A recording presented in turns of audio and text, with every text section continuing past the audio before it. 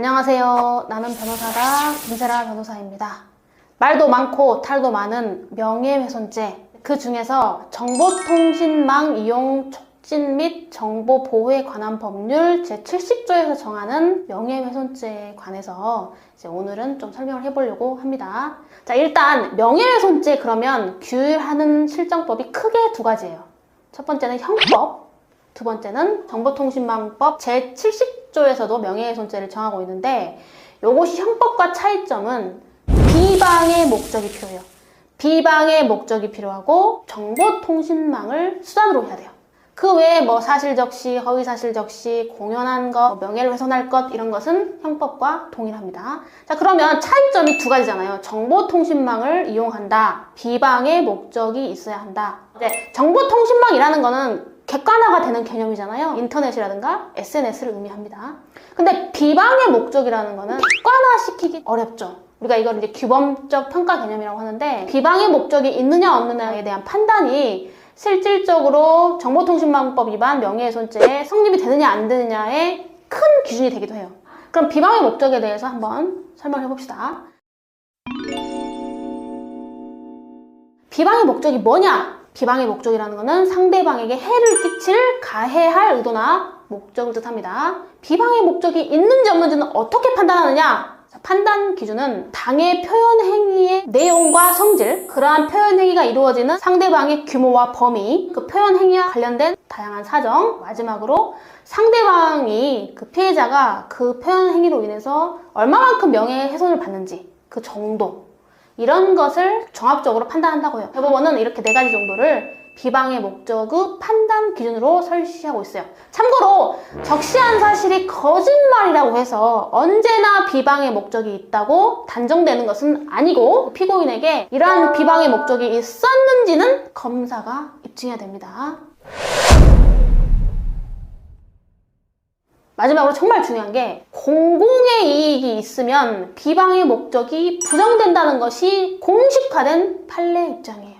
그래서 이 명예훼손, 특히 정보통신망법 위반 명예훼손죄로 기소된 피고인들의 대부분은 공익을 위한 것이었다 라고 항변을 하면서 무죄를 다툽니다.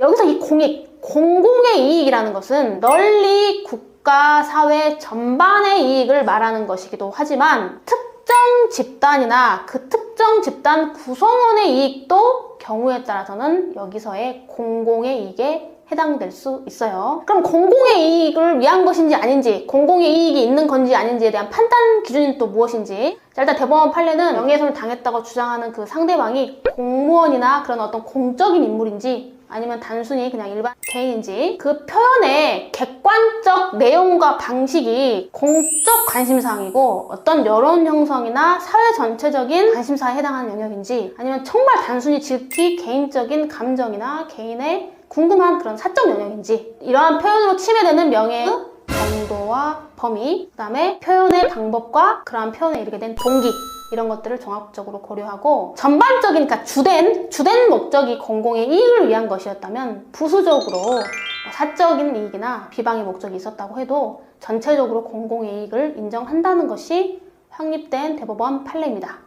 자, 여기까지가 이제 저처럼 이제 공부하는 사람들이 이론으로 외우는 거고, 이제 영상을 들으시는 분들 중에서는 법률가가 아니신 분도 계실 테니까 굉장히 모호하다고 느끼셨을 거예요. 그래서 사례를 몇 개 설명을 해보겠습니다. 대부분 이제 최신 대법원 판례예요.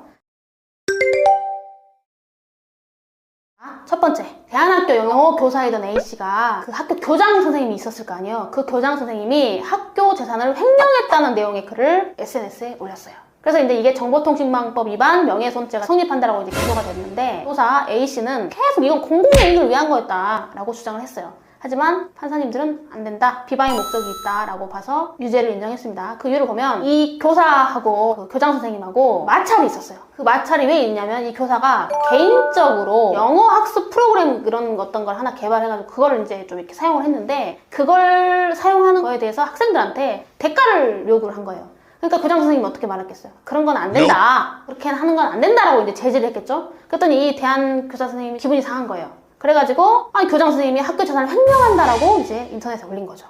이거는 영어 선생님은 이게 학생들의 학습권 보장이라는 공익을 위한 거였다고 주장을 했지만, 첫 번째로 그 적시한 사실은 전혀 사실이 아니에요. 학교 재산 횡령은 사실 전혀 없었고, 그 다음에 지금 학교 운영권이라든가 수업권, 수업 방법이나 이런 거에 관해서 이미 그 전부터 다툼이 있었잖아요. 둘이 감정적으로. 그런 다툼이 있는 상태였기 때문에 상대방을 공격을 하려는 의도, 괴롭히려는 의도, 그런 게 오히려 컸다. 이런 취지로 이건 비방의 목적이 인정되는 거지, 학교 운영 정상화라든가 학생들의 학습권 보장이라는 공공의 이익을 인정할 수 없다라고 봤습니다.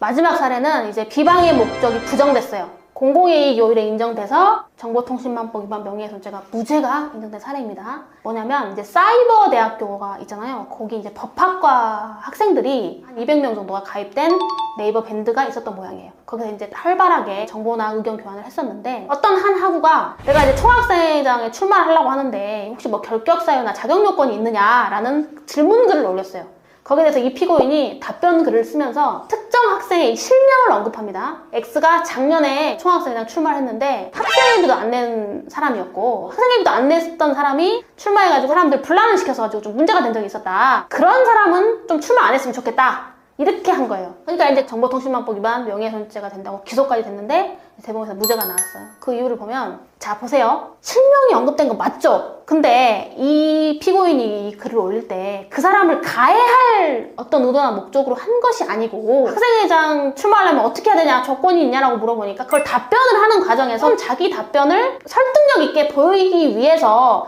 작년에 누구 땡땡땡이가 출마했는데 그 사람이 학생회비도 안 냈고 출마 괜히 해가지고 분란을 일으킨 사례가 있었다라고 글을 올린 거잖아요. 그러니까 가해할 목적이나 의도가 좀 없다고 보여지고, 실명을 거론하긴 했지만 표현의 방법이 너무 거칠다거나 욕설이라거나 상대방을 공격하는 듯한 표현은 전혀 아니었고, 총학생회는 그 학과를 대표하는 사람이잖아요. 그러면 적어도 어떤 자격 요건을 갖춘 사람이 출마하는지, 학부를 잘 이끌어가는 대표성을 띠는지에 대한 거는 그 전체에 대한 공익적 가치가 충분히 인정된다. 그리고 또 하나 더 말씀드리자면, 다른 사람한테 비방의 글을 올린다는 게 사실 밑도 끝도 없이 올리는 경우는 드물잖아요. 보통은 감정이 안 좋아요, 둘이. 그래서 감정이 안 좋으니까 너 한번 당해봐라 그러고 막 이렇게 쓰는 거거든요. 근데 이 사건은 이 피고인, 그 글을 올렸던 피고인하고 그 후보에 출마했던 X하고 아무런 대립관계가 없었어요. 그러니까 정말 이 사람은 그냥 알려주는데 그걸 좀 설명을 잘 하려다 보니까 이렇게 하게 된 거다 라고 판사님이 보셔서, 이거는 공익성이 있는 거고 따라서 비방의 목적이 없고, 그래서 정보통신망법 위반 명예훼손죄는 인정되기 어렵다라고 무죄 취지 선언을 한 겁니다. 자, 오늘 이제 좀 사례들이랑 이렇게 설명을 해봤는데, 좀 사례 위주로 접근을 한다면 여러분들이 좀 더 이해가 쉽지 않을까라는 생각을 합니다. 오늘도 이렇게 시청해주셔서 대단히 감사합니다. 구독과 좋아요 꼭 눌러주세요.